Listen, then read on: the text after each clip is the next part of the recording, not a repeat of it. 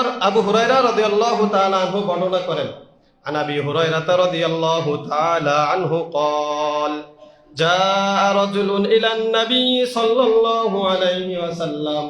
নবীজির প্রিয় সাহাবী আবু হুরায়রা রাদিয়াল্লাহু তাআলা আনহু বলেন, একবার একজন লোক আল্লাহর হাবিব সাল্লাল্লাহু আলাইহি ওয়াসাল্লামের কাছে আসলেন। ওয়াকালা ফাকালা, ঈসা বললেন, ইয়া রাসূলুল্লাহ, হে আল্লাহর রাসূল, মান আহাক্কুন নাসি বিহুসনি সাহাবাতি, ইয়া রাসূলুল্লাহ, আমার ভালো ব্যবহার পাওয়ার উপযুক্ত সবচেয়ে বেশি কে? মানুষের মধ্যে কোন মানুষটা আমার কাছে সবচাইতে বেশি ভালো ব্যবহার পাওয়ার উপযুক্ত, আমার কাছে বেশি দয়া মায়া আদর ভালোবাসা পাওয়ার উপযুক্ত? ক্বালা উম্মুকা, নবীজি বললেন, তোমার মা হলো সবচেয়ে বেশি সম্মানী, তোমার কাছে ভালো ব্যবহার পাওয়ার উপযুক্ত সবচেয়ে বেশি হলো তোমার মা। সাহাবী আবার প্রশ্ন করলেন, সুম্মা মান, এরপরে কে? ক্বালা উম্মুকা, নবীজি বললেন, এরপরও তোমার মা। আবার জিজ্ঞাসা করলেন, সুম্মা মান, তারপরে কার সিরিয়াল? নবীজি বললেন, এরপরও তোমার মা।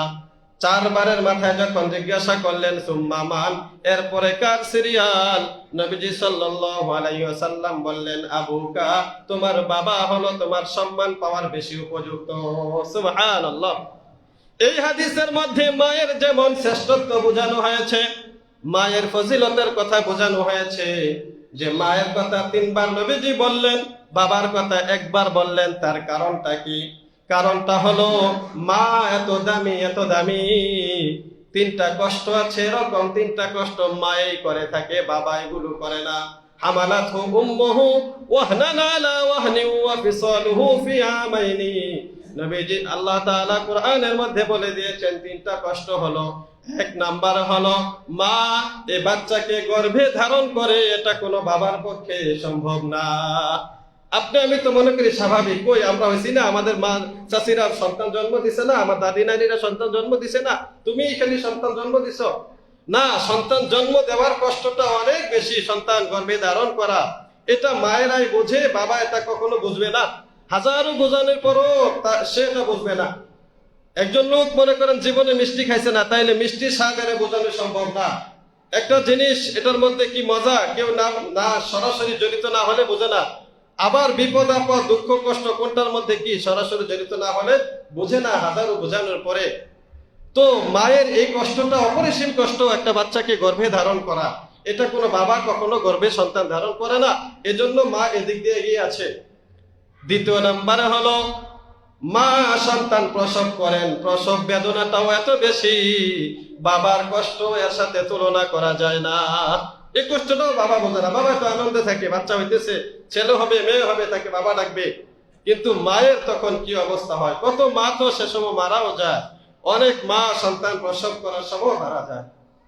তাহলে এটা দ্বিতীয় নাম্বারে কষ্ট। তিন নাম্বার হলো ফিসালুহু ফি আমাইন, 2টি বছর সন্তানকে মা দুধ পান করান, এই কষ্টটাও কত বেশি, এটা মা ছাড়া কেউ বোঝে না।